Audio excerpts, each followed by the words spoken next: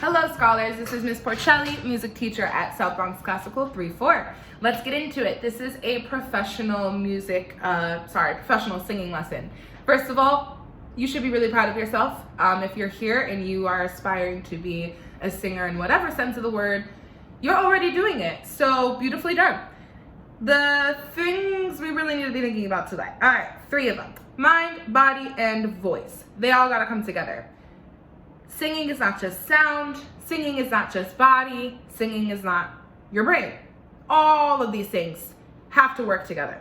So I have been taking professional singing lessons since 6th grade, and I still take them.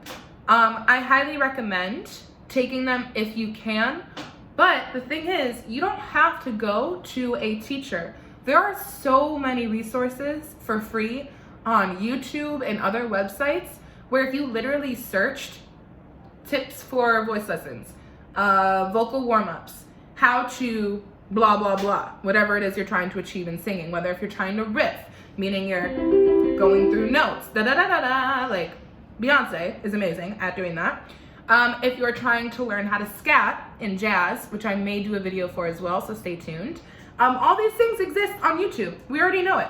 So don't think you have to go and spend a bunch of money on a teacher. There's a lot more at our fingertips than we even know.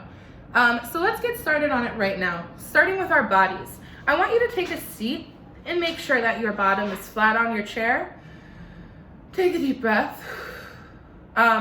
Really breathing into the space, the physical space of where you're at. So right now I'm in my living room, and I'm just really trying to let myself take up space. How do you do that? Well, I start by thinking about my own body. And I imagine that I have a string going from the floor through my body, out the top of my head, into the ceiling. And that's what's keeping me up straight.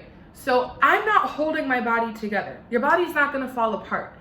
If you do that and you're sitting like this, a lot of people think this is good posture, is when we just put our shoulders back and pop out our chest. That's not. You're actually creating a bunch of tension in your back. Your back doesn't look like this. Your back actually looks kind of more like that, because what you're doing is you're popping it up. Don't do that, okay? You don't need to hold your body together. Let your body sit tall naturally. Your face, shake it out. Do that. Your hair even, shake that out. You know, if you can, go ahead and put your hands on your head and carefully massage your temples. Please do this carefully. We actually hold tension on our scalp that we don't realize. Excuse me. My voice teacher always says you don't have to hold on to your hair. It's not going anywhere, okay? All right. Face, body, head, hands. Shake them out. Shake out your arms. Shake out whatever it is that you need tension released from. Do your shoulders, go forward with your shoulders, and another deep breath, always. Now, we're gonna hum.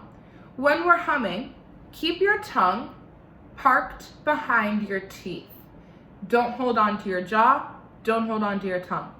Let it sit where it naturally is, which is for most people, and I'm saying this for most people because actually I have a lisp, so my tongue doesn't really sit correctly in my mouth. So whatever that means for you, it should be behind your teeth, and our tongues actually should look like this when we're singing.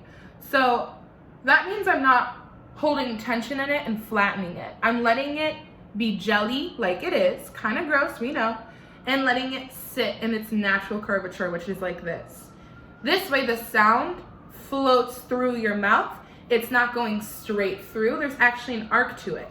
And just like if you were to talk into a cup, when there's an arch and there's another surface for air to hit off of, it creates a fuller sound. So let's hum a very simple C scale, which is gonna sound like this.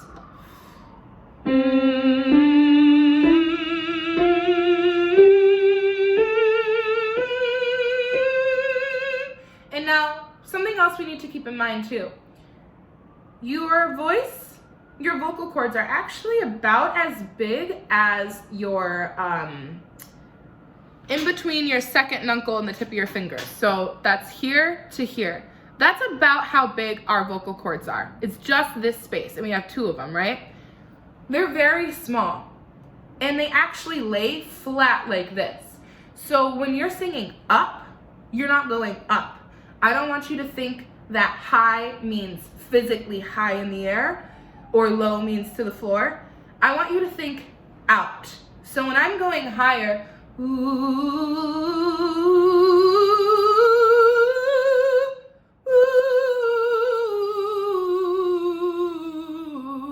I'm thinking about going out and coming in. This is gonna make it so that you don't cut off your sound, like we don't like, doesn't sound so cute. You want it to sound full, round. You don't want it to sound like you're hitting the top of your range and the low of your range. Because then what happens is your audience thinks, okay, well, that's all she's got then. Or that's all he's got then. You don't want your audience to think that. You want your audience to be like, what is next? What can't this person's voice do? So let's get there together. I'm actually also warming up with you. So humming on a C scale, thinking out, not up, not down. Tongue is relaxed, jaw is relaxed, body is relaxed. Let the sound be what the sound's going to be. Ready and humming go.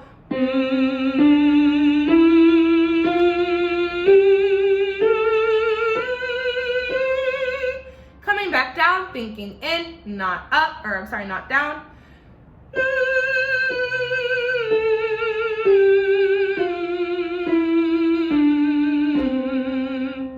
So you can do a lot with a C scale. If you do have a piano at home, play around with it. Another great warm-up I like to do on a hum is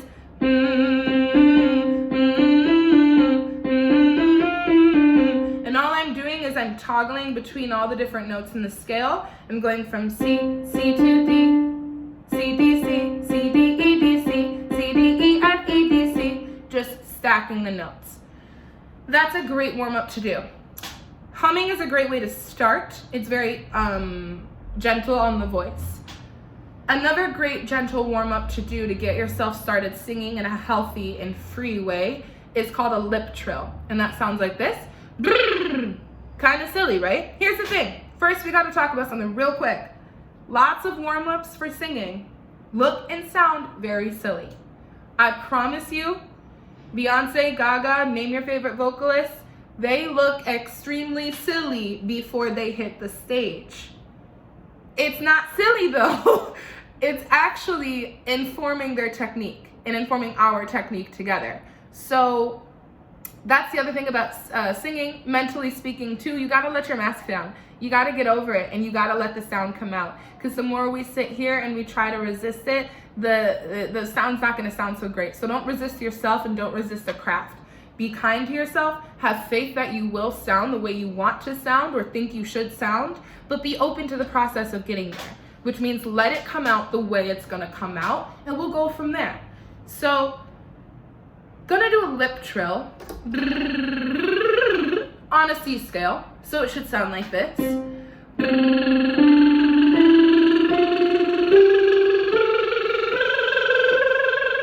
And down.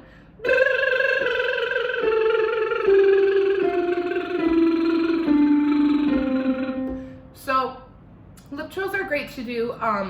If you really need like a quick warm up, I usually would just be like doing whatever I want on a lip trill. So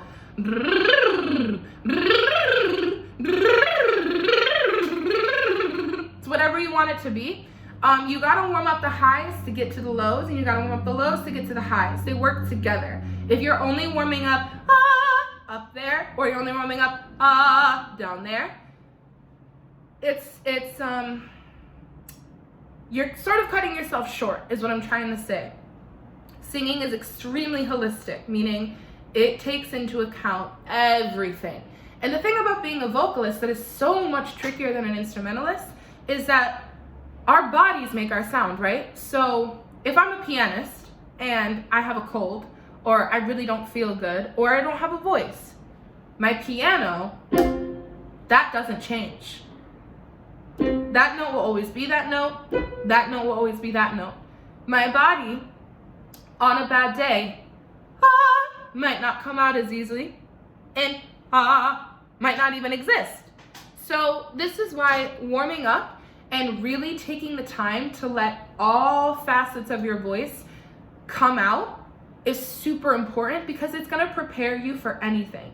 And that's a really big key part to singing, is once you have the technique in place, you have armor. So on a bad day, you can still sound good. On a great day, you can still sound amazing. The point is, you're never actually bad. It's just all in your head of what you think you should sound like. But the sooner you let that go and you let it be what it is, the better it's gonna be for you. So we did some humming, we did some lip trills, we did some motivational speaking. Let's go ahead and move on to one of my favorite warm-ups. And this one's really, really good for accessing high to lows, because it's actually very difficult, for example, to go from here, here, in one line. Like, there's a song that I love to sing, and part of the reason I love to sing it is because it's really challenging, because it goes, he don't love me like I love him. It's very, he don't love me. And so when I'm thinking though, oh, I'm now going from low to high, that's what you're gonna hear, is you're gonna hear this kind of inconsistency where it's like, he don't love me. And you don't want that. You don't want to sound like, you know, a low, ushy, gushy, mushy, beautiful jazz singer and then sound like this operatic, super pingy, high-pitched singer up here. You want to sound like your one voice. So a good way to mend that is with what I'm about to show you. And again, let it be silly, let it come out, let it be what it is. Sounds like this. T, he, and doing that he on an E vowel, super easy to do. So you're just letting the sound literally go E, but it's not going up and down. It's a wave, all right? Which means it's staying connected. So let's try that together. And again, it's T, he. So T, he, T. Okay. All right. Repeat after me. T, he. T, he. T, he.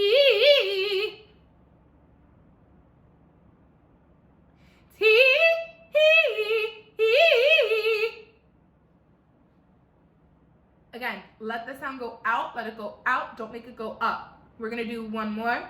He.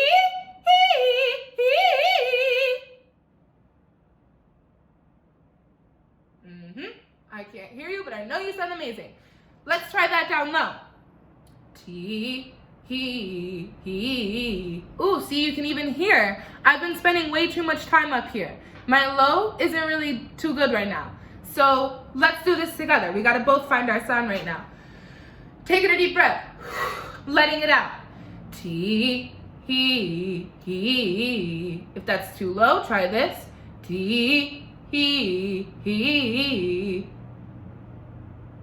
Try this. T, he. Try this. T, he. Slow it down. T, he. And T, he. T, he. So I slowed it down for us there because I wanted to let us both see what would happen if we let there be more space. Oftentimes when people get into panic mode when they're singing, if they don't like the way that they sound, they'll just sort of bulldoze through it. And what that does is it just hurts your voice and it doesn't allow for the best sound to come out. So be patient, be gentle, be kind. Let's recap. So when we're singing, our bodies are as relaxed as we possibly can be. We sit up nice and tall. Oh, we gotta let our chest be mushy, all right? And what I mean by that is, again, that goes into not sitting like this and popping our chest up and thinking we have a straight back. It's letting your arms exist freely, because your arms have a big old joint there that lets them go like this. So your arms aren't inside your chest. Your arms exist independently. So let them hang. Let your chest exist. Your ribs are out, right? And that's to allow space for that diaphragm. So naturally, if you're just sitting relaxed, your ribs naturally are gonna allow you to have a straighter back because they're already popped out. So that's why we don't have to force our backs to be straight. Actually, the more relaxed we are, the straighter our backs can be. But relaxed doesn't mean slouching. Relaxed means I'm not holding my body together. So that's how we want to position ourselves when we're singing. We want to let our tongues, again, also be free of tension, able to exist like this. Loose jaws, positive thoughts as much as possible, being patient, being kind. Just to review as well, for your warm-ups, you could hum on a scale. And again, if you don't have a piano, start wherever you feel comfortable. Oftentimes I start at and